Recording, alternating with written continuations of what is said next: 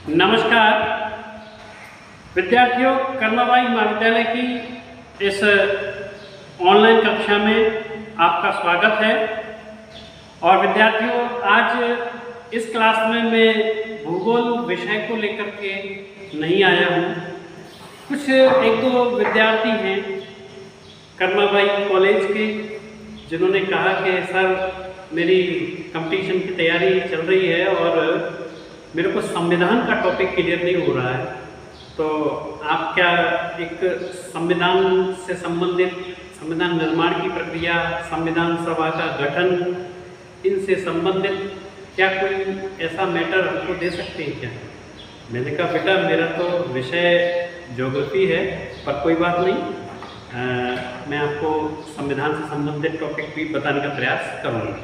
तो विद्यार्थियों, आप लोगों की रिक्वायरमेंट पर ये संविधान से संबंधित टॉपिक आज हम स्टार्ट कर रहे हैं। तो हमारा टॉपिक है वो है संविधान निर्माण।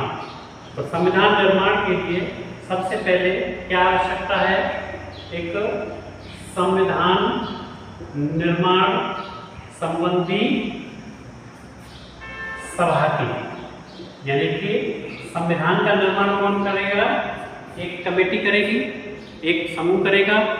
संविधान का निर्माण करना जो कि एक ऐसी पुस्तक है जिससे संपूर्ण देश को चलाया जाएगा, नियमबद्ध तरीके से कौन कौन से कानून उसमें शामिल किए जाएं, देश की क्या मांग है, जो वर्तमान परिस्थितियां हैं उनके आधार पर हम संविधान का निर्माण करते हैं और किन किन चीज़ों को उसमें शामिल किया जाएगा। तो इस सब कार्य के लिए एक बृहद स्तर पर जन समूह की आवश्यकता थी। तो भारत क्योंकि आज़ाद हो रहा था, तो आज़ाद होने के बाद में भारत के कुछ नियम होने चाहिए थे। ऐसा तो है नहीं कि कोई प्रधानमंत्री चुन करके आएगा तो वो नियम बनाएगा तब देश चलेगा। तो ये प्रजातंत्र था। राजतंत्र में ये व्यवस्थाएं होती हैं कि राजा जो निर्णय देता है वही सर्वमान्य है। तो प्रजातंत्र की शुरुआत में एक ऐसे स्पष्ट, न्यायप्रिय और लोकप्रिय संविधान की आवश्यकता थी। तो उस संविधान को बनाने के लिए आवश्यकता थी एक संविधान सभा की। ये संविधान सभा केवल संविधान के निर्माण के लिए ही थी। जैसे संसद के अंदर लोकसभा और राज्यसभा दोनों सदनों के सांसद आते हैं, वो एक समूह के रूप में बैठते हैं, वाद विवाद करते हैं, तथ्यों पर बहस करते हैं और निष्कर्ष निकाल करके कानूनों को पास करते हैं, फिर वो राष्ट्रपति के साइन बन के अधिनियम बन जाते हैं। तो संविधान सभा का कार्य केवल संविधान निर्माण तक ही सीमित था। केवल संविधान के लिए इसका गठन किया गया था। तो देखिए, संविधान सभा पहले अगर हम बात करें तो संविधान सभा से भी पहले, तो सबसे पहले हमको ये पता होना चाहिए कि संविधान क्या है। संविधान क्या है? संविधान किसे कहते हैं? संविधान का तात्पर्य क्या है? तो संविधान क्या है? एक ऐसा दस्तावेज है,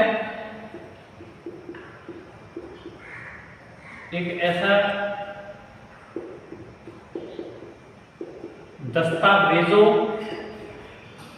का समूह है जिसमें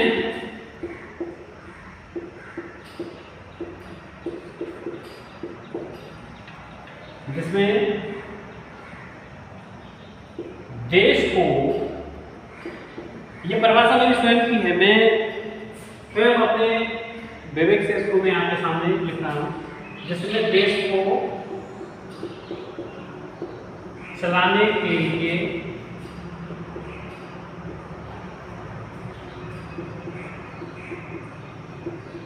विभिन्न कानूनों को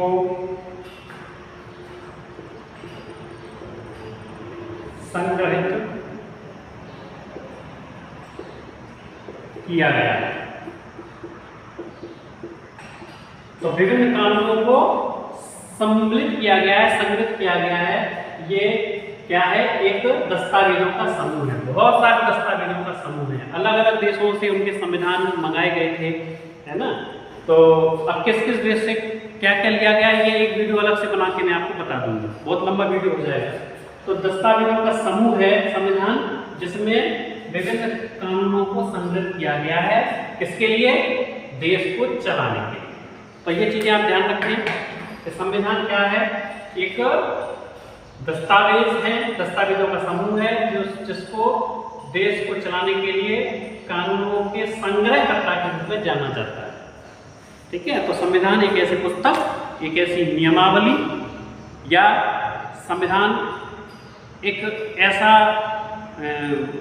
लिखित वर्णित कानूनों का समूह जिसके द्वारा हमारे देश को नियमबद्ध तरीके से सभी नागरिकों के लिए समानता का ध्यान रखते हुए कानून संबंधी सुविधा उपलब्ध कराई जा सके। तो ये संविधान की एक मैंने स्वयं के विवेक से परिभाषा आपको बताई। अच्छा, ये तो हो गया संविधान क्या है। संविधान एक पुस्तक है, एक महान दस्तावेज है जिसमें विभिन्न कानूनों का वर्णन किया गया है। अब विद्यार्थियों, ये तो संविधान की हमने बात कर ली। अब हम कई बार संविधान के प्रकारों पर भी बहस चल जाती है, संविधान के प्रकार कौन कौन से हैं। तो इसको दो आधारों पर बांटा जा सकता है। इसको दो आधारों पर और भी विद्वानों ने पुस्तकों, जो राजनीति विज्ञान की पुस्तकें हैं उनमें कई आधारों पर उनको बांटा जाता है, लेकिन जो मूल रूप से जो संविधान के प्रकार के जो आधार है वो दो ही हैं। तो दो आधार कौन कौन से हैं। पहला आधार है लेखन और दूसरा आधार है कठोरता। तो लेखन के आधार पर दो प्रकार के संविधान पाए जाते हैं, एक लिखित संविधान और दूसरा अलिखित संविधान। लिखित और अलिखित, जैसा कि इन वर्णों से, इन शब्दों से प्रतीत होता है कि लिखा हुआ है कोई पुस्तक के रूप में है वो लिखित संविधान है, और जो लिखा हुआ नहीं है वो अलिखित संविधान है। इसी प्रकार से कठोरता के आधार पर दो भागों में बांट दिया गया है। तो एक बहुत कठोर संविधान और दूसरा जिसमें कठोरता ना हो, मुलायम हो, यानी कि लचीला। देखिए, कई बार कठोर और मुलायम संविधान के बीच में एक लचीला संविधान का प्रकार जोड़ दिया जाता है कि ये कठोर है और ये मुलायम है, यानी कि जिस संविधान में नियम बहुत कठोर हैं वो कठोर संविधान है, जिस संविधान में नियम बहुत सरल है वो सरल या मुलायम संविधान है, और दोनों के बीच का जो है उसको लचीला संविधान कहा जाता है। हालांकि मुलायम संविधान की संकल्पना सही प्रतीत नहीं होती, तो इसलिए कठोर और लचीला ये संविधान के दो ही प्रकार यहाँ पर बताए जाते हैं। तो कठोर संविधान और लचीला संविधान, एक कठोरता के आधार पर ये दो प्रकार हो गए और लेखन के आधार पर लिखित और अलिखित ये दो प्रकार हो गए। तो यहाँ विद्यार्थियों आप ये चीज समझ गए होंगे अच्छी तरह कि लेखन और कठोरता के आधार पर, जो लेखन के आधार पर जो तो संविधान की बात कर लेते हैं हम कि जो ब्रिटेन का संविधान है, ब्रिटेन का जो संविधान है वो कैसा है, अलिखित है। अलिखित संविधान है ब्रिटेन का। ठीक है, बहुत ही महत्वपूर्ण बात है, एग्जाम में बहुत पूछा जाता है कि किसी देश का नाम बताइए जिसका संविधान अलिखित है। ठीक है, और केवल ब्रिटेन ही एक ऐसा देश है जिसका के अलिखित है। केवल ब्रिटेन ही एक ऐसा देश है, केवल ब्रिटेन ऐसा देश है जिसका संविधान कैसा है, अलिखित है। साथ ही साथ इस श्रेणी में लेकर के आए हैं तो ये लचीलेपन के नजदीक ज्यादा है, यानी कि संविधान कैसा है, लचीलेपन के पास। कहने का मतलब है कि लिखा हुआ नहीं है, कोई चीज लिखित में हमारे पास अवेलेबल नहीं है, तो इसका क्या मतलब है, बिना लिखे वैसे ही अंदाज से ही नियम बना दिए जाएंगे क्या? जी बिल्कुल, ये परंपरा के आधार पर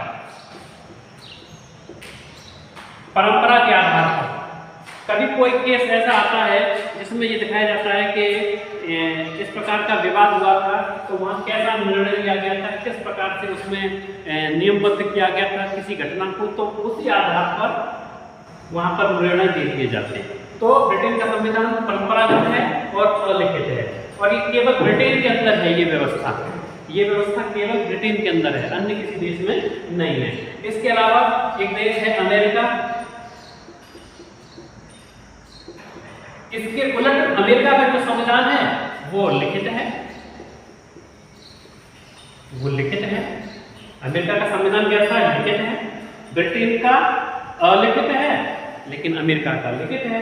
इसके अलावा ये परंपरागत है, यानी लचीलेपन के नजदीक है, जबकि अमेरिका का संविधान कैसा है? कठोर है। और कठोर भी कैसा? विश्व में सबसे कठोर।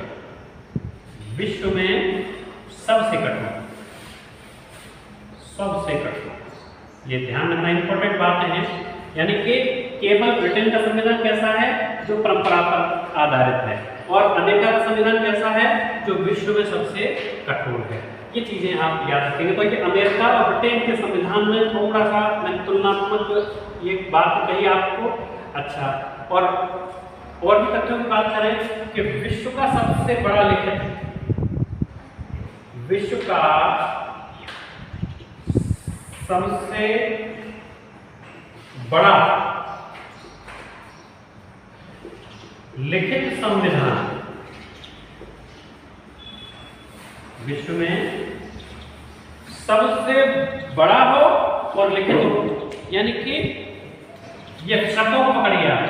सबसे बड़ा हो विश्व में और लिखित हो, तो वो किसका संविधान है? वो है हमारे, नीचे दिखेगा कि नहीं, भारत का संविधान जो है विश्व में सबसे बड़ा है, लिखित है। क्योंकि देखिए, भारत का जो संविधान है वो कई देशों के संविधानों को इकट्ठा करके वहां से जो अच्छी चीजें थी, विभिन्न देशों के संविधानों में से जो अच्छी चीजें थी उनको लेकर के इसको बनाया गया है। तो इसलिए ये विश्व का सबसे बड़ा लिखित संविधान है। ठीक है। अच्छा, अब और भी तथ्य की बात करें कि विश्व का सबसे छोटा, ये तो लिखित हो गया सबसे बड़ा, और विश्व का सबसे छोटा, ऊपर लिख देता हूं मैं, विश्व का सबसे छोटा लिखित संविधान, ये किसका है साहब? अगर विश्व का सबसे बड़ा लिखित भारत का है, तो विश्व का सबसे छोटा लिखित किसका है? मूल बात क्या है?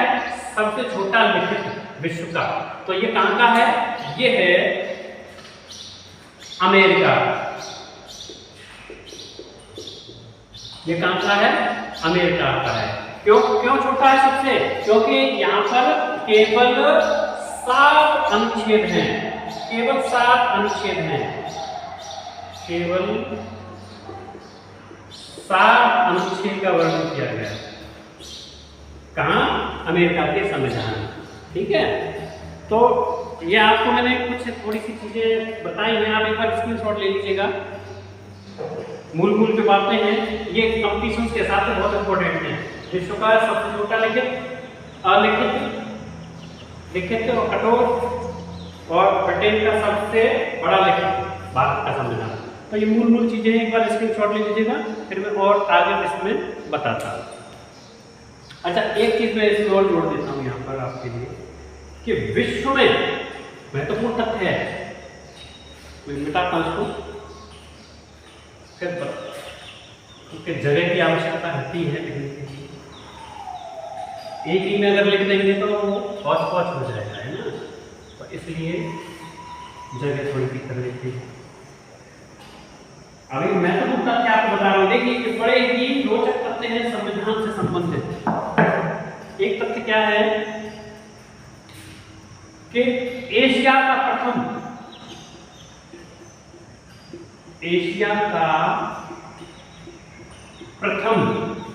लिखित संविधान कौन सा है?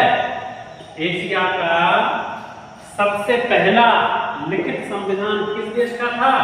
वो था जापान का। जापान ने सबसे पहले लिखित संविधान का निर्माण किया एशिया के अंदर। और एक महत्वपूर्ण तथ्य, ये कंपटीशन में बहुत आते हैं सवाल, इसलिए मैं आपको बता रहा हूँ। एक जो आता है कि विश्व में प्रत्यक्ष प्रजातंत्र का घर किसे कहा जाता है? वो कहा जाता है स्विट्जरलैंड। स्विट्जरलैंड को क्या कहा जाता है? प्रत्यक्ष प्रजातंत्र का घर। तो और भी इसमें कुछ चीजें आ सकती हैं, जैसे भारत का संविधान है, ये भी महत्वपूर्ण बात है। भारत का जो संविधान है वो क्या है? भारत का संविधान क्या है? इसको क्या कहते हैं? उधार का थैला कहते हैं। उधार का थैला। अब उधार का थैला क्यों कहते हैं दोस्तों? क्या कहीं से उधार लेके आए थे क्या संविधान को भारत के ऊपर? उधार लेके नहीं आए, हमने बनाया यहीं पर है, लेकिन हमने विभिन्न संविधानों से चीज़ों को इसमें लिया है, वहाँ से चीज़ों को लिया है, इसलिए उधार का थैला कहा जाता है भारत के संविधान को। ठीक है। और जो भारत के जो संविधान में जो समवर्ती सूचियाँ हैं वो जम्मू एंड कश्मीर राज्यों में लागू नहीं होती थी। ठीक है, वो जम्मू एंड कश्मीर राज्यों में लागू नहीं होती थी, लेकिन जब से जम्मू एंड कश्मीर का कश्मीर और लद्दाख के रूप में गठन कर दिया गया है, केंद्र शासित राज्य बना दिया गया है, तब से अब व्यवस्थाएं बदल गई हैं। तो प्रारंभ में जम्मू एंड कश्मीर में किस चीज़ का शामिल नहीं था? JNK में क्या थी? शामिल नहीं था, यानी कि समवर्ती सूची। समवर्ती सूची जो है क्या नहीं थी? लागू नहीं थी। कब? प्रारंभ में। प्रारंभ की बात कर रहा हूं मैं। ठीक है। अच्छा, तो ये आप देख लीजिएगा, एक बार स्क्रीनशॉट ले लीजिएगा, फिर अपन थोड़ा सा अब मूल रूप से संविधान की जो सभा है या उसके आसपास की बातें हैं उन पर अपनी चर्चा करेंगे। देखिए,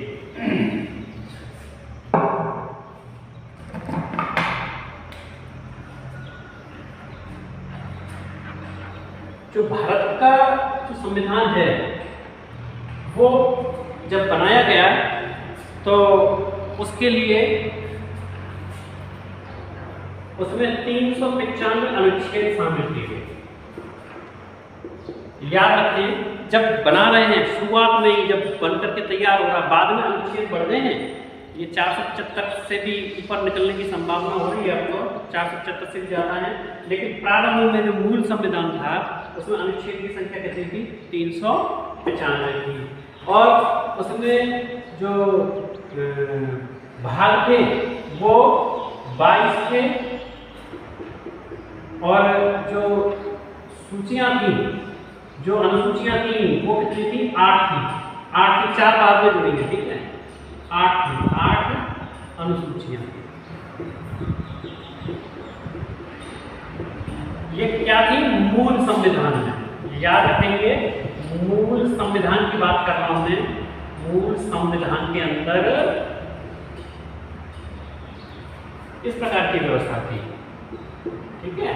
और देखिए, एक बार मैं थोड़ा ब्रीफ में आपको चीजें बता देता हूँ संविधान में किस प्रकार से चीजें बढ़ रही हैं। मान के चलिएगा ये एक संविधान है, ये पूरा एक संविधान है।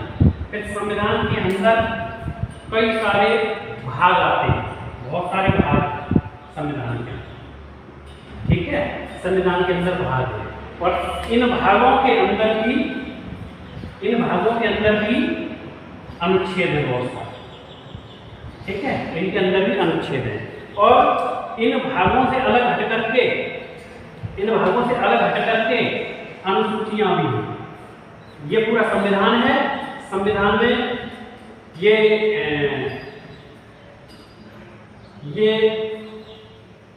संविधान बाहरी पूरा संविधान है।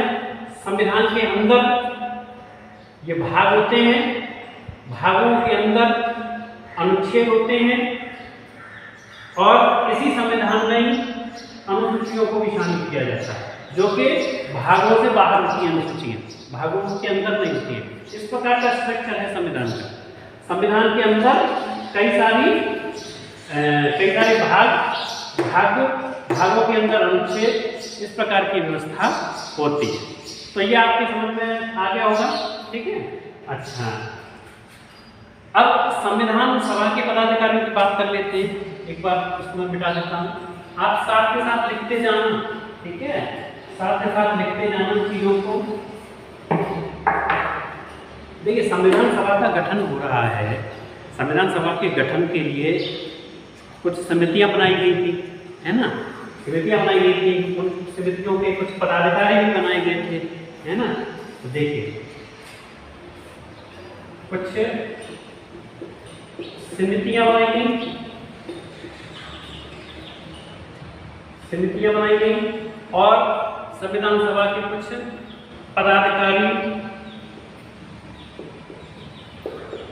पदाधिकारी भी नियुक्त किए गए।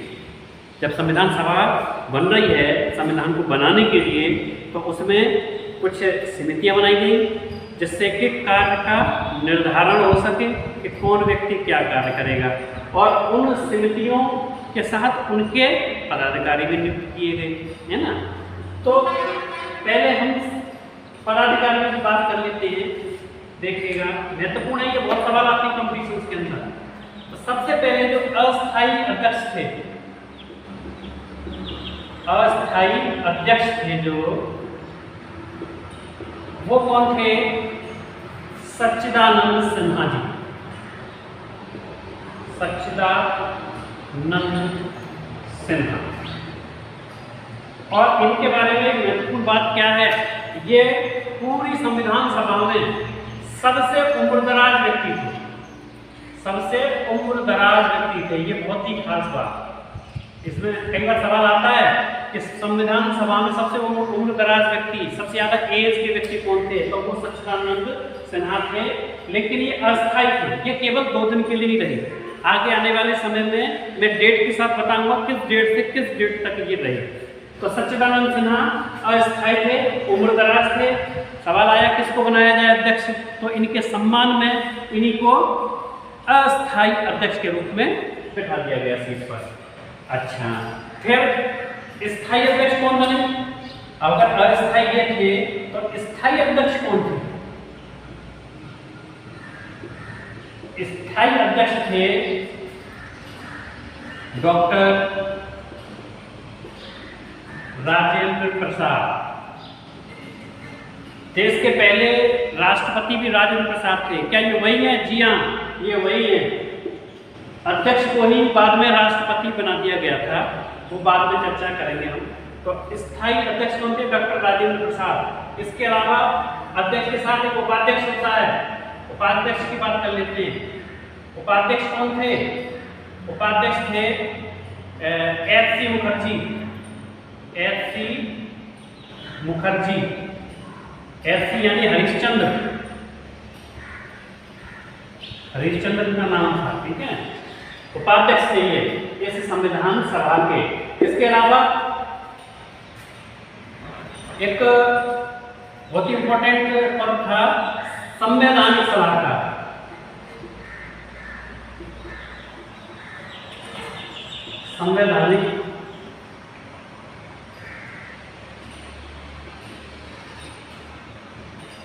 संवैधानिक सलाहकार पूरी संविधान सभा में जो सबसे ज्यादा सम्मानित व्यक्ति थे, जिन्होंने सबसे ज्यादा कार्य किया, और दुनिया बहुत संविधान सभा में तमाम पदाधिकारियों को, तमाम लोगों को दुनिया जानती है, लेकिन एक हमारे संवैधानिक सलाहकार थे संविधान सभा के B.N. राव। उनके बारे में बहुत ही कम लोग चर्चा करते हैं। इनका बहुत बड़ा योगदान था। इन्होंने ही प्रारूप समिति, जिसके अध्यक्ष डॉक्टर भीमराव अम्बेडकर थे, इन्होंने ही पूरा कार्य, ज़्यादातर कार्य इन्होंने किया था। उसमें समिति में और भी मेंबर्स थे, लेकिन ये सबसे ज़्यादा इन्होंने कार्य किया था। और एक बहुत ही आपको इम्पोर्टेंट बात बता दूं कि इन्होंने फ्री सेवा की थी। पैसा नहीं लिया था। अधिकांश ज़्यादातर लोगों ने संविधान सभा में पैसा लिया था अपने अपने कार्यों के लिए, लेकिन इन्होंने वी.एन. राव जी ने वी.एन. राव इन्होंने पैसा नहीं लिया था। इन्होंने कैसी सेवा की थी? बिल्कुल फ्री सेवा दी थी इन्होंने। किसने? वी.एन. राव ने। इनका अगर पूरा नाम जाने तो बेनेगल नरसिंह राव, बेनेगल नरसिंह राव, बेनेगल नरसिंह राव, इनका पूरा नाम है बेनेगल नरसिंह राव। इन्होंने बहुत ज़्यादा हेल्प की थी डॉक्टर भीमराव अम्बेडकर जी की। अम्बेडकर जी ने नेतृत्व किया था। उनकी नेतृत्व क्षमता के अंदर इन प्रारूप समिति के 7 सदस्यों ने काम किया। उनकी बेजोड़ नेतृत्व क्षमता थी। उस नेतृत्व क्षमता का परिणाम यह था कि वी.एन. राव साहब ने बड़ा जबरदस्त काम किया था। इनकी मेहनत बहुत ज़्यादा थी संविधान के ढांचे को तैयार करने में। अच्छा, और इसके बाद इनकी थोड़ी सी और मैं जानकारी दे देता हूँ वी.एन. राव साहब की कि ये जो है मुफ्त में सेवा की थी और ये IAS अफसर थे, यानी कि सिविल सर्विस में थे उस समय ये। और इनकी एक महत्वपूर्ण बात बता दूं, कितने इंटेलिजेंट थे देखिए, क्योंकि डॉक्टर भीमराव अम्बेडकर जी की टीम के मेंबर थे ये, तो इनका इंटेलिजेंट होना तो एक लाजमी सी बात है। जब डॉक्टर भीमराव अम्बेडकर कितने योग्य थे तो उनकी टीम के मेंबर भी बहुत योग्य थे। तो देखिए इनकी विशेषता देखिएगा कि ये ICJ में इंटरनेशनल कोर्ट ऑफ जस्टिस, मैं यहाँ कहता हूँ इंटरनेशनल, ये बहुत कम लोग जानते हैं इन चीजों को, court of justice, international court of justice, यानी कि अंतर्राष्ट्रीय स्तर पर न्यायालय जो थी उसमें केवल 15 ही जज रह सकते थे, 15 जज रह सकते थे। उन 15 जज के अंदर वी.एन. राव साहब एक थे। इनको चुना गया था 15 जजों के अंदर। इतने योग्य थे वी.एन. राव साहब। ये प्रशासनिक अधिकारी थे और इन्होंने बेनेगल नरसिंह राव जी ने फ्री सेवा दी थी। जो प्रारूप समिति थी उसका पूरा ढांचा इन्होंने तैयार किया था खुद की मेहनत से। ठीक है, तो इस प्रकार से इनकी विशेषता आपको मैंने यहाँ बताई। अब एक और पदाधिकारी रह जाते हैं, उनका नाम है K.M. मुंशी। तो K.M. मुंशी कौन थे? K.M. मुंशी थे सचिव, सेक्रेटरी थे, ठीक है, संविधान सभा के। K.M. मुंशी, पूरा नाम इनका कन्हैया लाल माणिक्य लाल मुंशी, कन्हैया लाल माणिक्य लाल मुंशी, ये सचिव थे। तो देखिए मुख्य पदाधिकारी कौन हो गए, ये मैं आपको इसलिए धीरे धीरे पढ़ाता जा रहा हूँ आगे कि आपको याद हो जाए। संग के संग याद रखिएगा इन चीजों को। अस्थायी अध्यक्ष सच्चिदानंद सिन्हा, जो कि सबसे अधिक उम्र दराज व्यक्ति थे। स्थायी अध्यक्ष कौन थे? डॉक्टर राजेंद्र प्रसाद, जो कि बाद में देश के पहले राष्ट्रपति भी बने। उपाध्यक्ष हरीश चंद्र मुखर्जी, जो कि उपाध्यक्ष थे। अध्यक्ष अगर किसी दिन सभा में नहीं आ रहे हैं तो उपाध्यक्ष कार्यवाही को देखते थे। संवैधानिक सलाहकार वी.एन. राव, ये महान व्यक्ति, इनका नाम याद कर लीजिए आप। संविधान के अंदर इनका विशेष योगदान है। और सचिव कौन थे? K.M. मुंशी। सचिव कौन थे? K.M. मुंशी। तो कन्हैया लाल माणिक्य लाल मुंशी। तो ये पदाधिकारी थे संविधान सभा के अंदर। अब हम समिति की बात कर लेते हैं। समितियों की बात करें तो संविधान सभा में मूल रूप से 13 समितियां थी। उनकी संख्या कितनी थी? 13 समितियां थी। संविधान सभा में 13 समितियों का गठन किया गया। वो उन समितियों को अलग अलग कार्य दिए गए कि आप ये कार्य देखेंगे, आप ये कार्य देखेंगे। लेकिन इन समितियों में भी कुछ समितियां बहुत महत्वपूर्ण थी, जैसे कि देखिए, एक समिति की संचालन समिति, एक समिति की प्रांत संचालन समिति,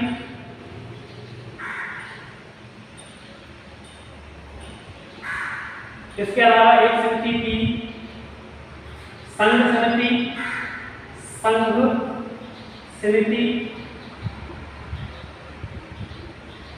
और एक और महत्वपूर्ण समिति प्रारूप समिति।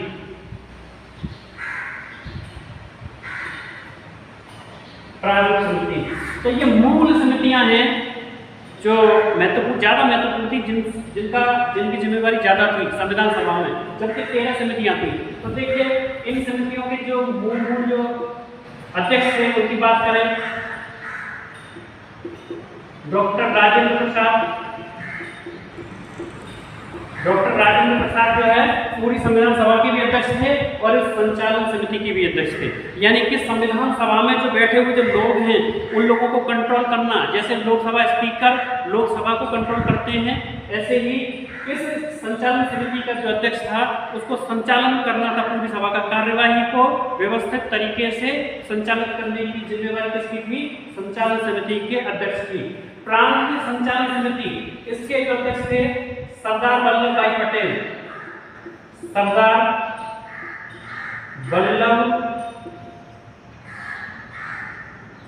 भाई पटेल, पटेल साहब बहुत बड़ी शख्सियत, बड़े सम्मान से इनका नाम दिया जाता है, ठीक है।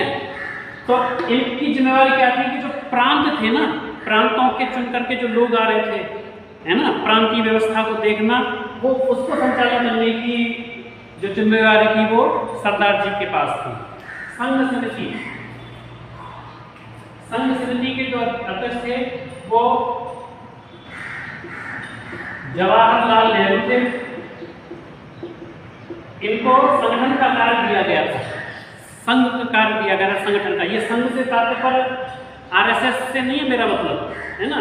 ये जो संविधान समिति का जो संघ था उसको कैसे चलाया जाए, देखिए, प्रांत की जिम्मेवारी थी सरदार वल्लभ पटेल पर और संघ की जिम्मेवारी जवाहरलाल नेहरू पर, है ना। अब प्रारूप समिति के अध्यक्ष थे डॉक्टर भीमराव अम्बेडकर जी।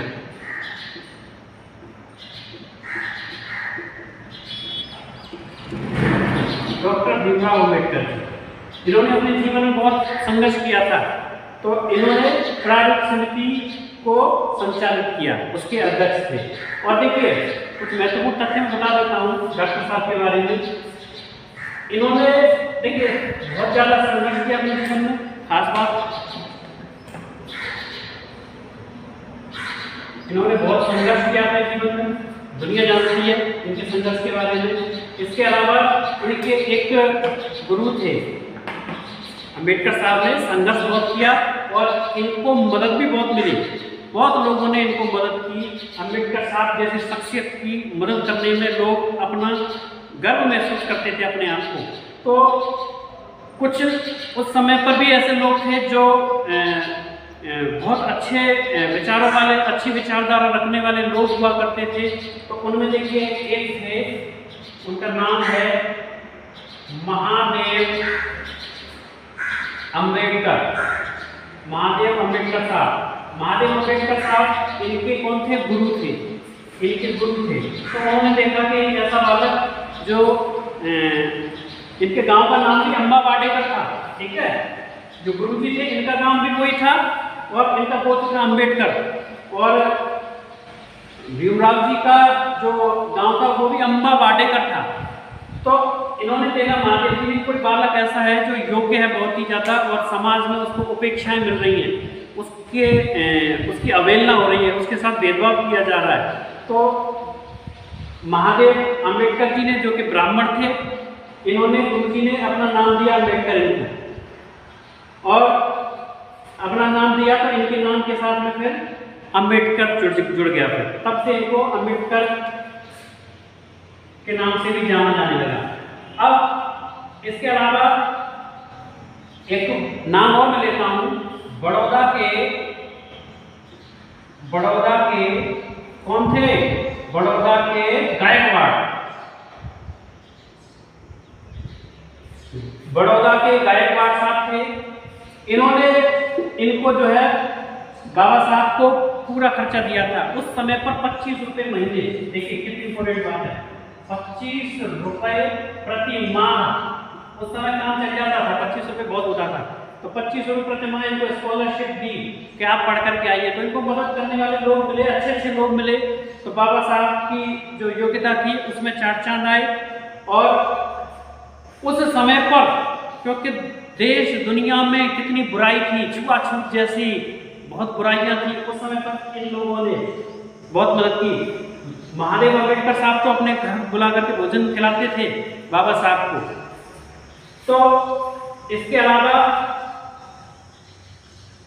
और भी चीजें हैं जिसमें जो बी.एन. राव साहब थे, ये बी.एन. राव साहब थे, इनके मित्र थे,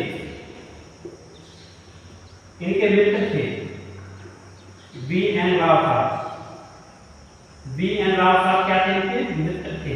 तो ये मूलभूत बात बाबा साहब से संबंधित मैंने आपको बताई। अब आप स्क्रीनशॉट ले लीजिएगा, फिर मैं और आगे चीजों को बढ़ाता हूं।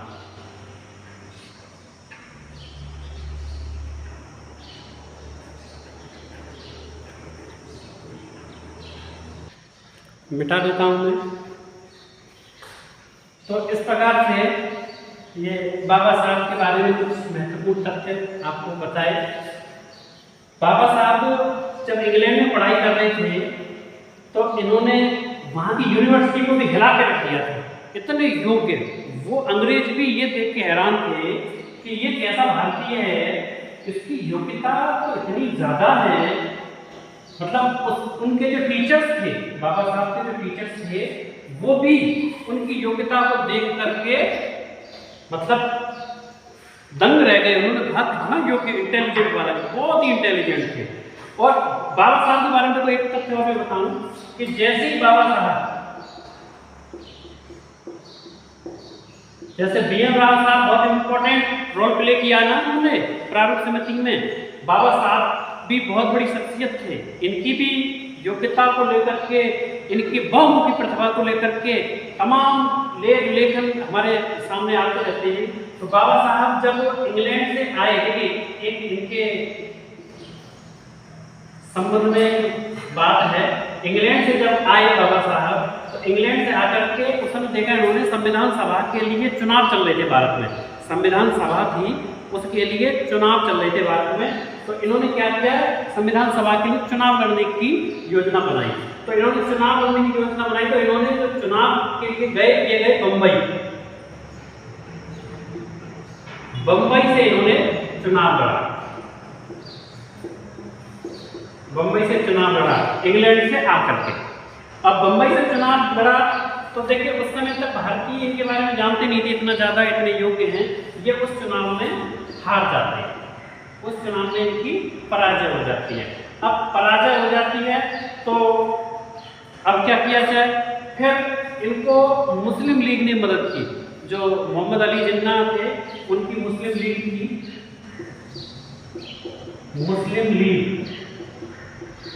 मुस्लिम लीग इसने पाकिस्तान के बंटवारे के लिए कोशिश की।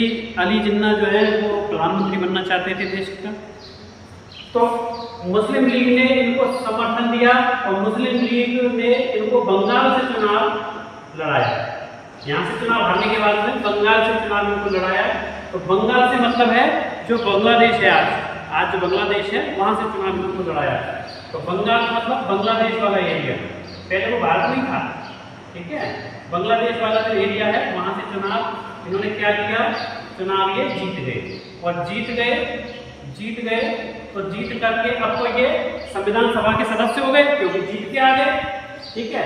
अब जब जीत करके आ गए तो इन्होंने फिर सक्रिय भूमिका के रूप में प्रारूप समिति के अध्यक्ष के पद को सुशोभित किया और कार्य किया। अब देखिए इनके बारे में एक बात और भी है कि जब 15 अगस्त 1947 को देश आजाद हो गया, जब देश आजाद हो गया 15 अगस्त 1947 को, तो क्योंकि ये बांग्लादेश से चुनाव जीत करके संविधान सभा में आए थे, संविधान सभा में चुनाव जीत करके कहाँ से आए थे? बांग्लादेश वाले एरिया से। और ये कहाँ चला गया? ये तो पाकिस्तान में चला गया। बंटवारे में ये पाकिस्तान में चला गया। जब पाकिस्तान में चला गया तो इनकी सदस्यता भी समाप्त हो गई। भाई जब बंटवारा हो गया तो बंटवारा होने के बाद में सदस्यों की संख्या 299 रह गई, ठीक है। और जो पाकिस्तान, जो आज पाकिस्तान है, इस एरिया के जो लोग थे या बांग्लादेश के लोग थे, वो संख्या खत्म हो गई टोटल संविधान सभा के सदस्यों में से। तो बाबा साहब की जो सदस्यता थी वो भी समाप्त हो गई। अब ये देश के आम नागरिक हो गए। लेकिन फिर इनकी जो मदद की, मैं नाम दे रहा हूँ उनका दोबारा से, वी.एन. राव साहब ने। वी.एन. राव साहब किसके पास गए? डॉक्टर राजेंद्र प्रसाद के पास गए। डॉक्टर राजेंद्र प्रसाद के पास गए। राजेंद्र प्रसाद अध्यक्ष थे, इस संविधान सभा के अध्यक्ष थे। उनसे कहा कि भाई एक ऐसा व्यक्ति जिसने, जो कि इतना योग्य व्यक्ति है और जिसने संविधान को निर्माण करने में बहुत बड़ी भूमिका निभाई, और क्योंकि बांग्लादेश पाकिस्तान में चला गया तो इसलिए इनकी सदस्यता जो है समाप्त हो रही है, तो इनको कैसे भी करके कहीं से मेंबरशिप दिलवाओ जिससे कि संविधान सभा में ये रह सके। तो राजेंद्र प्रसाद जी ने क्या किया कि ये इन्होंने कहा, एक और विद्वान थे जो पहली हिंदी भाषा आयोग के अध्यक्ष थे, उनका नाम था बी.जी. खेर। बी.जी. खेर साहब। राजेंद्र प्रसाद जी ने बी.जी. खेर साहब से कहा। बी.जी. खेर साहब कौन थे? बम्बई के प्रधानमंत्री थे उस समय, बम्बई के प्रधानमंत्री। उस समय व्यवस्था ऐसी थी, ठीक है, प्रांतीय व्यवस्था थी उस समय पर। तो प्रांतों में प्रधानमंत्री होते थे उस समय, मुख्यमंत्री वाली व्यवस्था नहीं थी। तो ये बम्बई के प्रधानमंत्री थे बी.जी. खेर। अब बी.जी. खेर ने क्या किया कि इनके एक जो सदस्य जीत करके आए थे बम्बई से, जो सदस्य जीत करके आए थे उनका नाम था M.R. जयकर।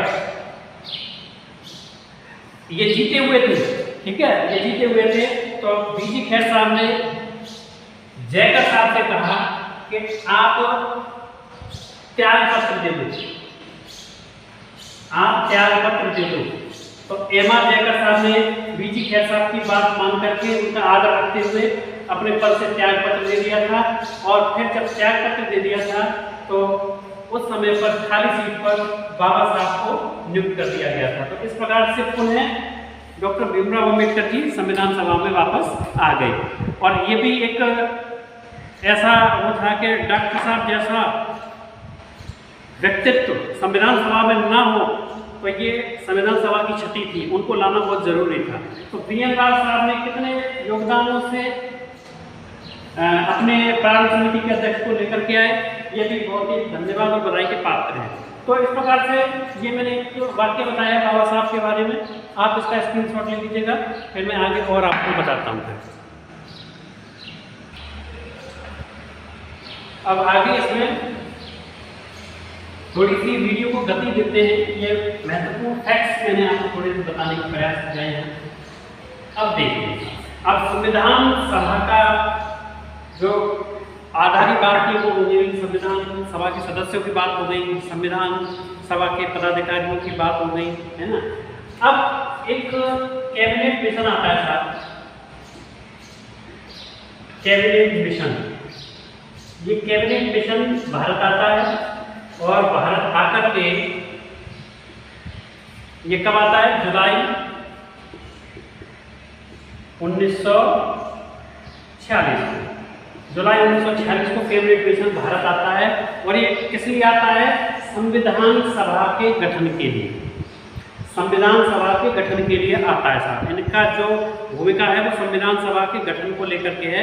लेकिन वास्तव में अगर देखा जाए तो ये इसलिए नहीं आए थे कि संविधान सभा का गठन करेंगे, ये इसलिए आए थे कि भारत पाकिस्तान का विभाजन कर सके। इनका जो मूल उद्देश्य था वो भारत पाकिस्तान का विभाजन करना था, संविधान सभा का गठन नहीं था।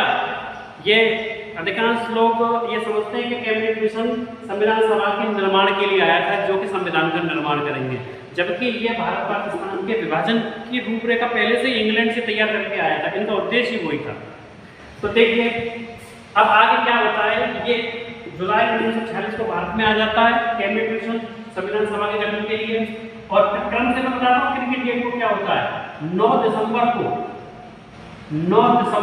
1946 को क्या होता है कि संविधान सभा की पहली बैठक होती है। संविधान सभा की पहली बैठक होती है। और ये पहली बैठक कहाँ होती है? ये बहुत इंपॉर्टेंट प्रश्न बनते हैं परीक्षाओं में, पूछते हैं पहली बैठक कहाँ हुई, पहली बैठक किस डेट को हुई? तो ये होती है नई दिल्ली के अंदर, ये होती है नई दिल्ली के अंदर। फिर पहली बैठक होगी साहब। फिर 11 दिसंबर को क्या होता है? 11 दिसंबर 1946 को ही, 2 दिन बाद 1946 को ही। अच्छा एक चीज और ध्यान रखना कि ये जो पहली बैठक हुई तो बैठक में कोई ना कोई अध्यक्ष तो नियुक्त किया जाएगा। पहली बैठक की कोई ना कोई अध्यक्ष नियुक्त किया जाएगा। तो पहली बैठक में जो अध्यक्ष नियुक्त किए गए, पहली बैठक में जो अध्यक्ष नियुक्त किए गए वो अस्थायी अध्यक्ष थे। और ये अस्थायी अध्यक्ष कौन थे ये आप बताएंगे कमेंट में, मेरे को आप बताएंगे कौन थे अस्थायी अध्यक्ष। ठीक है, अभी थोड़ी देर पहले मैंने आपको बताया है। ये केवल 2 दिन के लिए 9 दिसंबर से 11 दिसंबर तक रहे केवल। ठीक है, 11 दिसंबर 1946 को स्थायी अध्यक्ष की घोषणा की गई। स्थायी अध्यक्ष के बारे में बताया गया। स्थायी अध्यक्ष कौन थे? डॉक्टर राजेंद्र प्रसाद। ये केवल 2 दिन के लिए रहे। ये मेरे को कमेंट में बताना कौन थे, मैं चेक करूंगा कौन थे। अब आज क्या होता है?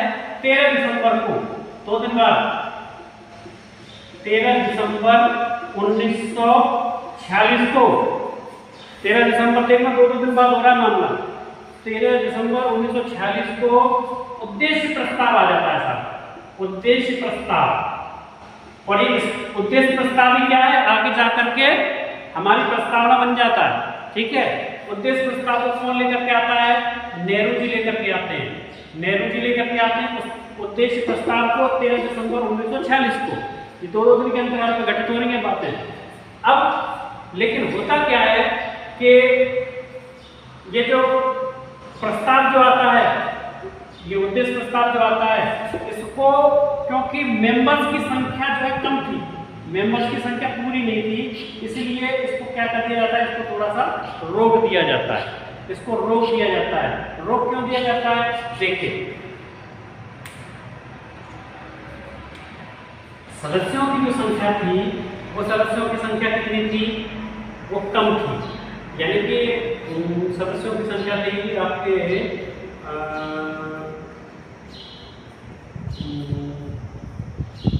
कुछ 207 के आसपास सदस्य थे शायद, 207 ऐसे। ये मैं कंफ्यूज हो रहा हूँ इस आंकड़े पर, ये चेक कर लेंगे। इन कम सदस्यों की वजह से अंबेडकर जी ने नेहरू जी से कहा कि पहले मेंबर्स पूरे आने दीजिएगा, मेंबर्स पूरे नहीं है, मेंबर्स कम है। जब मेंबर्स आ जाएंगे उसके बाद फिर हम जो है इस उद्देश्य प्रस्ताव को लागू करेंगे। तो अब पेश तो ये यहाँ हो गया, उद्देश्य प्रस्ताव पेश तो यहाँ हो गया 13 दिसंबर 1946 को। लेकिन 22 जनवरी 1947 को 22 जनवरी 1947 को जाकर के ये क्या हुआ? पास होता है। क्यों? क्योंकि तो मेंबर्स की संख्या जो है वो आ जाती है, मेंबर्स बढ़ जाते हैं। अब ये मेंबर सदस्य की बात करने, देखिए इंपॉर्टेंट बात है सदस्य। संविधान सभा में सदस्यों की बात करें तो देखिए ये भी बड़ी महत्वपूर्ण बात है। देखिए सदस्य, कितने सदस्य थे? इसमें जो सदस्यों की संख्या थी वो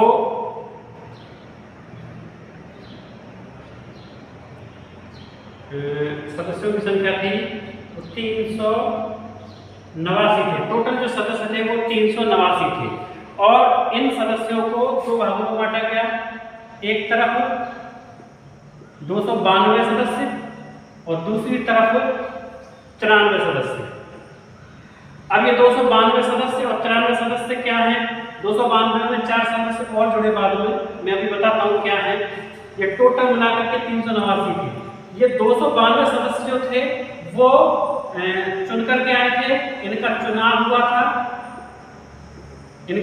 हुआ था और ये जो 93 सदस्य थे ये देशी रियासतों से थे,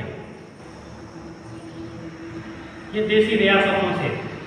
कहने का तात्पर्य है कि जब भारत आज़ादी के नज़दीक था तो उस समय भारत के अंदर दो प्रकार के क्षेत्र थे। एक क्षेत्र ऐसे थे जिन पर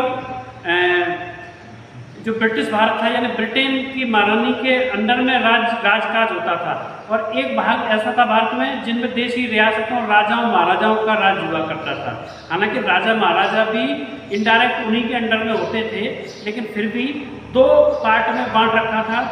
जो महारानी के अंडर में था भारत का भाग, उसका चुनाव हुआ, वहाँ पर चुने गए लोग जनप्रतिनिधि चुन करके आए, वो संविधान सभा में आकर के बैठे। लेकिन राजाओं ने क्या किया, उनका मनोनयन किया, मनोनयन सदस्य थे ये 93, ठीक है। और ये जो 4 सदस्य थे, ये 4 सदस्य कौन से थे, ये 4 सदस्य जो कमिश्नरी थी, जो इंग्लैंड की कमिश्नरी थी, आप ऐसे समझ सकते हैं इनको ABCD ऐसे समझ सकते हैं। तो ए से अजमेर,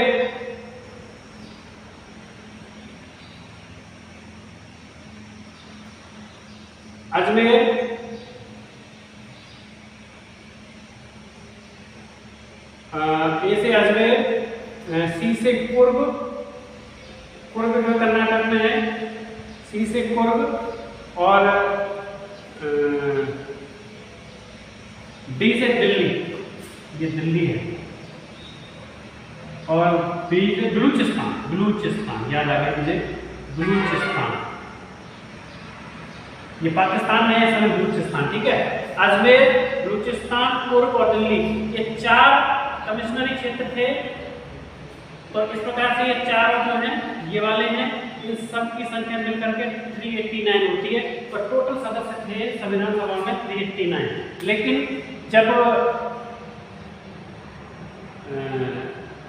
अच्छा, इसमें जो महिलाएं थी, महिलाओं की संख्या की भी बात कर लेते हैं। महिलाएं कितनी थी इसमें, ये भी इंपॉर्टेंट फैक्ट है।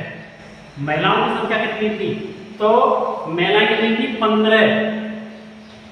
इस 389 में 15 महिलाएं थी, ठीक है। और जिस समय उद्देश्य प्रस्ताव लेकर के आए, जब संविधान सभा के अंदर ये उद्देश्य प्रस्ताव आया, तो उस समय केवल 207 सदस्य ही आए थे, जिसमें 9 महिलाएं थी, ठीक है। इसमें वॉकआउट किसने किया था, संविधान सभा का वॉकआउट किसने किया था। ये सारी संख्या जो है यहाँ भी उतनी थी, संविधान सभा की जो पहली बैठक हुई थी वहां भी यही संख्या थी, और उद्देश्य प्रस्ताव में भी यही संख्या थी। इसलिए अम्बेडकर जी ने कहा था नेहरू जी से कि आप जो है पूरी संख्या आने दीजिएगा, तब अपन उद्देश्य प्रस्ताव को पास करेंगे। तब 22 जनवरी को उद्देश्य प्रस्ताव इसीलिए पास हुआ था क्योंकि संख्या थोड़ी सी बड़ी थी, और ये संख्या कम आई थी। इसमें कौन कौन लोग नहीं थे, एक तो मुस्लिम लीग नहीं थी, मुस्लिम लीग के लोग नहीं थे, और देशी रियासतों के राजा नहीं थे, देशी रियासत के राजा नहीं थे। तो अम्बेडकर साहब ने यह कहा था कि मुस्लिम लीग के लोगों को आने दो और देशी रियासत के लोगों को आने दो। अम्बेडकर साहब चुन करके आए थे मुस्लिम लीग की सहायता से, तो स्वाभाविक सी बात थी। अब आगे क्या होता है, 22 जनवरी के बाद में इसमें जो 29 अगस्त है, 29 अगस्त महत्वपूर्ण डेट है। 29 अगस्त 1947 को प्रारूप समिति का गठन होता है,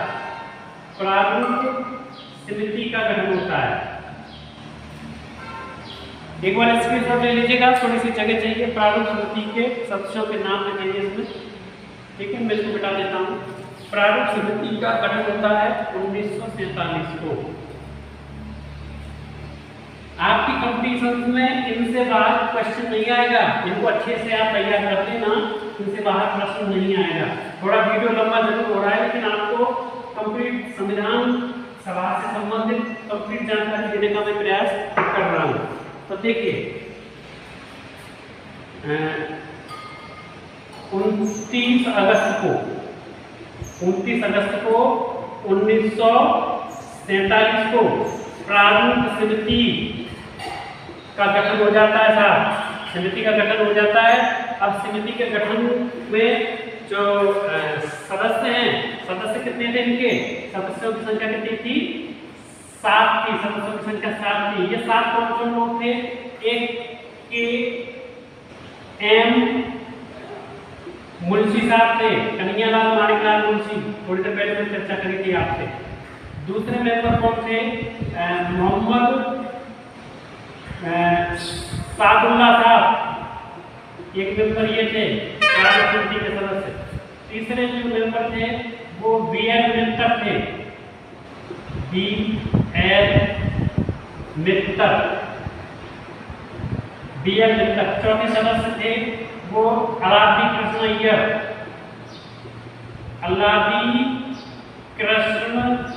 अय्यर,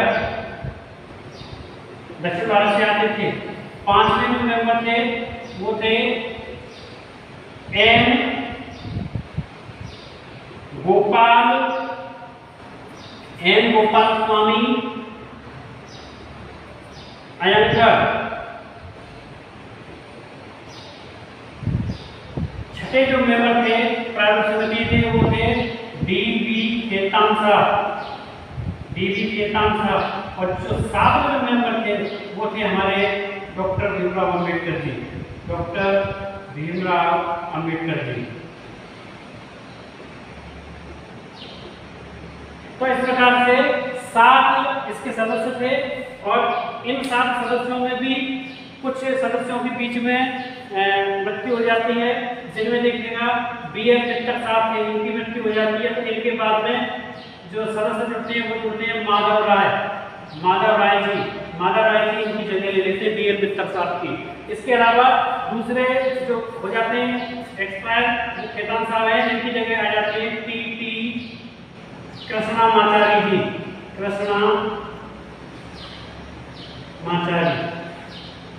तो इस प्रकार से ये 2 सदस्य बाद में जुड़ते हैं इसमें, क्योंकि 2 की मृत्यु हो जाती है ना, ये हट जाते हैं 2 सदस्य। तो इसके बाद में फिर ये 2 इसमें जुड़ जाते हैं। तो इस प्रकार से 7 सदस्यीय प्रारूप समिति का गठन हो जाता है। और इस समिति में जो कुल बैठकें होती हैं, महत्वपूर्ण तथ्य है ये। कुल बैठक जो है यानी कितने दिन होती है? 141 दिन, यानी 141 दिन बैठक होती है इस प्रारूप समिति की। ठीक है, ये महत्वपूर्ण तथ्य है। ठीक है, अब प्रारूप समिति के प्रारूप समिति बन गई, 29 अगस्त की बात हो गई। इनकी बैठक कब होती है? 30 अगस्त को। ठीक है, 29 अगस्त की वो बात हो गई और 30 अगस्त को क्या होता है? 30 अगस्त को प्रारूप समिति की पहली बैठक होती है। साहब सवाल ऐसे आ जाते हैं, कई बार पूछ लेते हैं कि प्रारूप समिति की पहली बैठक कब हुई थी? तो 29 अगस्त को प्रारूप समिति का गठन होता है और 30 अगस्त को प्रारूप समिति की पहली बैठक होती है। और कुल कितनी बैठक होती हैं? कुल बैठकें होती हैं 141 दिन, यानी 141 बैठकें होती हैं। ठीक है, और अब ये काम चल रहा होता है। इसके अलावा एक महत्वपूर्ण डेट ये है कि 30 अगस्त को प्रारूप समिति की पहली बैठक हो गई और 30 अगस्त के बाद 21 फरवरी 1948 को 21 फरवरी 1948 को इस डेट, ये डेट बड़ी महत्वपूर्ण है, डेट है। क्या होता है इस डेट पर? इस डेट पर होता है कि प्रारूप समिति ने जो प्रारूप तैयार किया था, जो ड्राफ्ट तैयार किया था, वो ड्राफ्ट पेश किया जाता है। किसके सामने पेश किया जाता है? संविधान सभा के समक्ष 21 फरवरी को संविधान सभा के समक्ष संविधान सभा जो थी उसके समक्ष जो है इस प्रारूप को बना करके सेट करके उनके सामने रखा जाता है पटल पर उनके मूल्यांकन के लिए। तो 21 फरवरी 1948 को ये हो गया, ठीक है। लेकिन इस बीच क्या होता है कि 3 जून को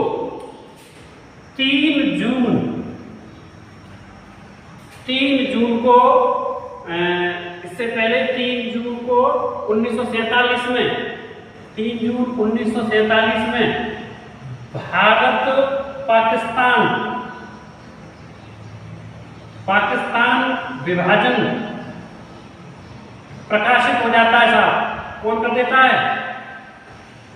देता है ये प्रकाशन? ये ब्रिटिश द्वारा कर दिया जाता है,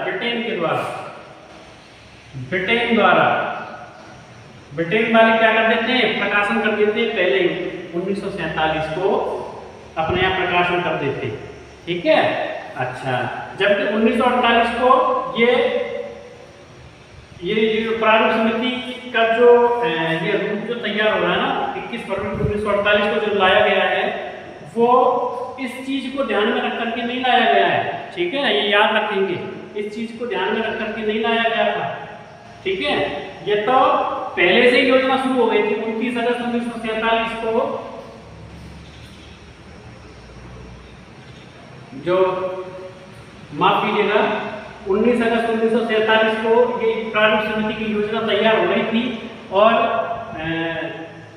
जून में ये योजना आ गई थी। लेकिन इसको ध्यान में रख करके विभाजन की योजना को ध्यान में रख करके ये तो सबके लिए हो रहा था, है ना, सबके लिए हो रहा था।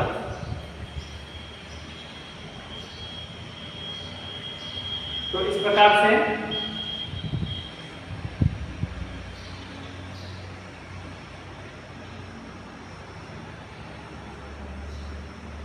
यहाँ थोड़ा सा करेक्ट कर ले इसको कि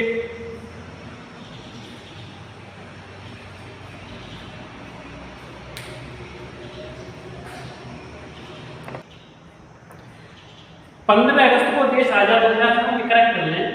15 अगस्त को देश आजाद हो गया था, 29 अगस्त को ये इसको ध्यान में रख करके ही किया गया।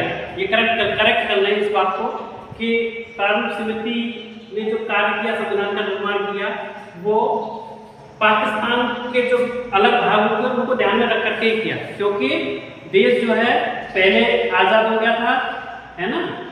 तो इस प्रकार से गठन हुआ 29 अगस्त, ठीक है। तो इसलिए ध्यान में रख करके ये किया गया था। खैर, अब आगे की डेटों की चर्चा अपन कर लेते हैं। एक बार स्क्रीनशॉट ले लीजिएगा, फिर मैं आगे चलता हूँ।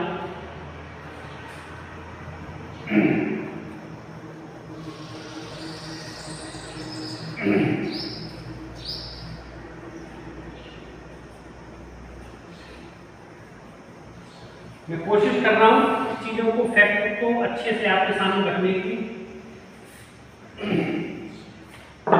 एक डेट और इसमें यहाँ पर शामिल करते हैं कि संविधान के समक्ष प्रस्तुत तो हो गया था 21 फरवरी को, और 24 जनवरी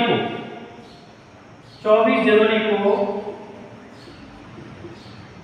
एक महत्वपूर्ण डेट है ये भी, 24 जनवरी 1950 को, 24 जनवरी 1950 को जो हमारा संविधान बना था वो उसकी अंतिम संविधान सभा की बैठक हुई। इस दिन अंतिम बैठक हुई साहब, 24 जनवरी 1950 को अंतिम बैठक हुई। और देखिएगा, सेशन की बात करते हैं कि कुल कितने अधिवेशन हुए संविधान सभा के, कितने अधिवेशन हुए संविधान सभा के कितने अधिवेशन हुए, संविधान सभा के कितने अधिवेशन हुए। तो ये अधिवेशन कुल 11 हुए थे, ठीक है।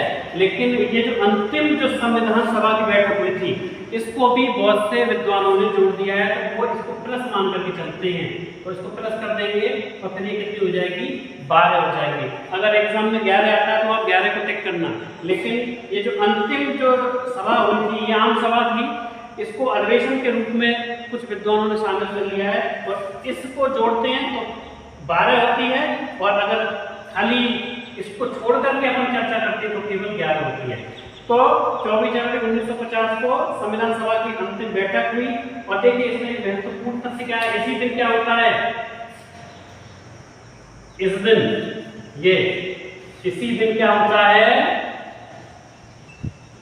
अध्यक्ष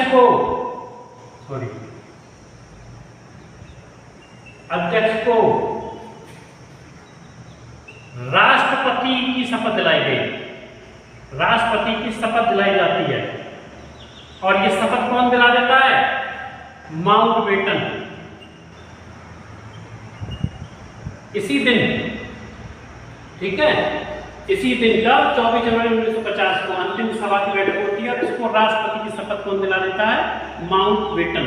तो इस प्रकार से भारत के राष्ट्रपति चुन जाते हैं डॉक्टर राजेंद्र प्रसाद। इसके अलावा देखिए और जानकारी मैं देता हूं कि जब ये अंतिम बैठक हुई, संविधान सभा की अंतिम बैठक होती है, तो देखिए इसमें जो 284 लोग थे, 284 लोगों ने क्या किया, 284 सदस्यों ने हस्ताक्षर किए इसके ऊपर, 284 सदस्यों ने हस्ताक्षर किए, जिनमें से 12 कौन थी, महिलाएं थी, 12 सदस्य महिला सदस्य थी।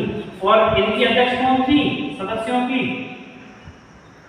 इनकी थी हंसा मेहता, हंसा मेहता इनकी अध्यक्ष थी 12 महिलाओं की, ठीक है। तो 284 ने हस्ताक्षर किए थे किसके ऊपर, इस अंतिम सभा में, ठीक है, अंतिम सभा में हस्ताक्षर किए थे। अब संविधान निर्माण के दौरान कुल अधिवेशन कितने हुए, 11 हुए, और एक जो है अंतिम इसको भी शामिल कर लिया जाता तो 12 भी बोल दिया जाता। तो एग्जाम में 11 आ गए या 12 आ गए, तो 12 अगर आता है तो 12 टिक करना, 11 आता है तो 11 टिक करना, और दोनों आते हैं तो 12 टिक करना। इस प्रकार से कंफ्यूजन नहीं होना चाहिए, ठीक है। और संविधान बनने के बाद, संविधान निर्माण होने के बाद इसका जो वाचन होता है, संविधान का जो वाचन होता है बनने के बाद जो इसका वाचन होता है, यानी इसको पढ़ा जाता है पूरा संविधान, तो वो 3 बार पढ़ा जाता है। याद रखिए निर्माण होने के बाद 3 बार इसको पढ़ा जाता है, ठीक है। तो ये संविधान सभा में संविधान गठन को लेकर के कुछ महत्वपूर्ण तथ्य अपन ने चर्चा की है। और देखिए कुछ फैक्ट्स और भी हैं, अभी खत्म नहीं हुई बात, अभी बात खत्म नहीं हुई। अभी क्या है कि ये सारा संविधान तो बन गया था, अभी फाइनल प्रिंट नहीं हुआ था, लिख करके प्रारूप समिति ने दे दिया था कि ये कंप्लीट है, लेकिन उसको टाइप भी तो करना था, उसको बाउंड भी तो करना था, बाइंडिंग करनी थी, पुस्तक qui शक्ल देनी थी। तो कुछ नाम यहाँ मैं आपको बताता हूँ, बहुत इंपॉर्टेंट नाम है। देखिए एक नाम है नंदलाल बोस, एक नाम है नंदलाल बोस, और एक नाम है प्रेम बिहारी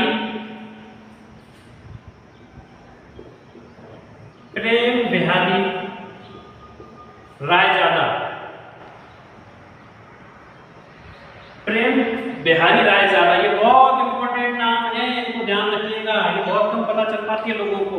एक तो नंदलाल बोस और दूसरे प्रेम बिहारी रायजादा। अब देखिए ये तो कौन थे, ये चित्रकार थे। तो इन्होंने क्या किया, नंदलाल बोस को जिम्मेवारी दी गई कि इस प्रकार का, देखिए इस प्रकार का ये पेज है, इस पेज के चारों तरफ बाउंड्री है, इस बाउंड्री के चारों तरफ फूल पत्ती, इन्होंने क्या किया, फूल पत्ती कैसे निर्मित की चारों तरफ, जिनके देखने से आजादी की कहानी पता चलती थी, आजादी से जुड़ी हुई कुछ तस्वीरें इन फूल पत्तियों में छुपी हुई थी। तो इन फूल पत्तियों में क्या था, आजादी की कहानी, आजादी से संबंधित बात थी, वो इन्होंने इस प्रकार के पेज तैयार किए। ये किसने किए, नंदलाल बोस और उनके विद्यार्थियों ने। लेकिन प्रेम बिहारी रायजादा ये क्या थे, ये रनिंग राइटिंग करते थे, italic writing, running italic writing italic writing, यानी बड़ा शानदार लिखते थे, बहुत सुंदर राइटिंग थी। इनका पूरा परिवार ही बढ़िया लेखक था, सुंदर लिखते थे। सुंदरता से लिखने के लिए इनका पूरा परिवार जाना जाता था प्रेम बिहारी रायजादा का। और प्रेम बिहारी रायजादा के पास जब जवाहरलाल नेहरू जी गए तो उन्होंने कहा कि भाई आप बताइए क्या वेतन लोगे अपने इस कार्य के लिए। तो इन्होंने एक शर्त रखी, तो शर्त क्या रख दी इन्होंने शर्त रख दी कि प्रत्येक पेज पर लास्ट में मेरा नाम होगा, प्रत्येक पेज के लास्ट में मेरा नाम होगा। संविधान की जो मूल जो प्रति है उसमें हर पेज के नीचे प्रेम बिहारी रायजादा का नाम लिखा हुआ है। और इन्होंने शर्त ये भी रखी कि अंत में मेरा और मेरे दादा का नाम भी मैं लिखूंगा। इन्होंने पैसा नहीं लिया, इनकी ये शर्त थी। तो इस प्रकार से ये जो दो नाम हैं इनको भी आप ध्यान रखिएगा, नंदलाल बोस और प्रेम बिहारी रायजादा। इन्होंने संविधान को जो है सुंदर बनाने में अपनी भूमिका अदा की थी। तो विद्यार्थियों, संविधान के अंदर केवल जो समितियां गठित हुई थी उनके सदस्य या पूरी संविधान सभा के सदस्यों के अलावा बाहर के लोगों के भी इसमें काफी योगदान थे, जिन्होंने संविधान को लेकर के कई अच्छे महत्वपूर्ण कार्य किए। अब इसमें एक महत्वपूर्ण तथ्य अपन और चर्चा में ले आते हैं कि 26 नवंबर 1949 को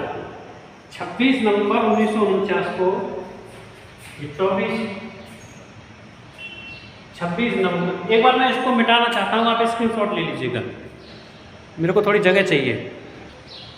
आपने लिख लिया होगा, स्क्रीनशॉट ले लिया होगा, मैं मिटा देता हूँ। बस अब जल्दी खत्म करता हूँ संविधान से संबंधित पूरी बात को।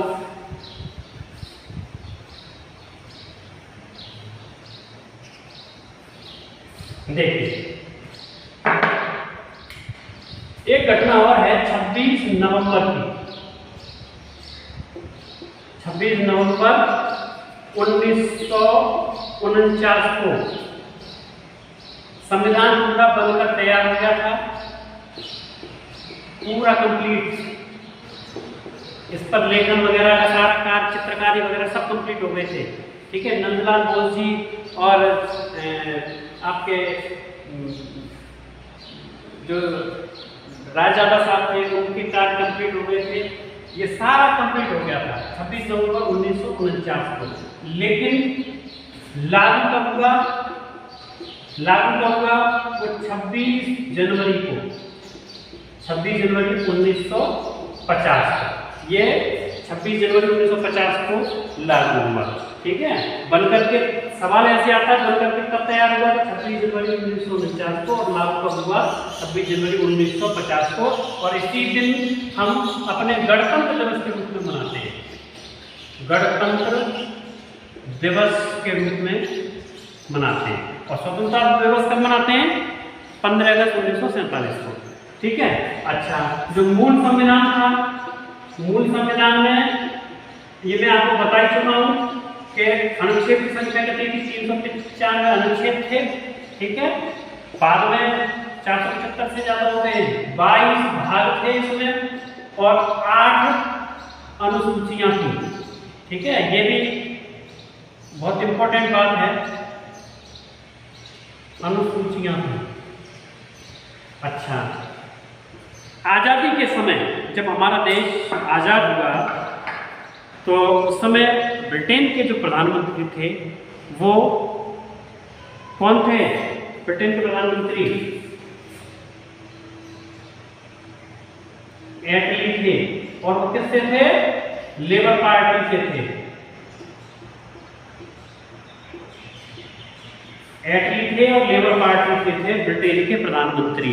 और जब देश आजाद हुआ, यानी कब? आजादी के समय की बात है। आजादी जब हुई तो एटली लेबर पार्टी के थे और इंग्लैंड के पीएम थे, प्रधानमंत्री थे। और भारत में कांग्रेस का अध्यक्ष कौन था? भारत में कांग्रेस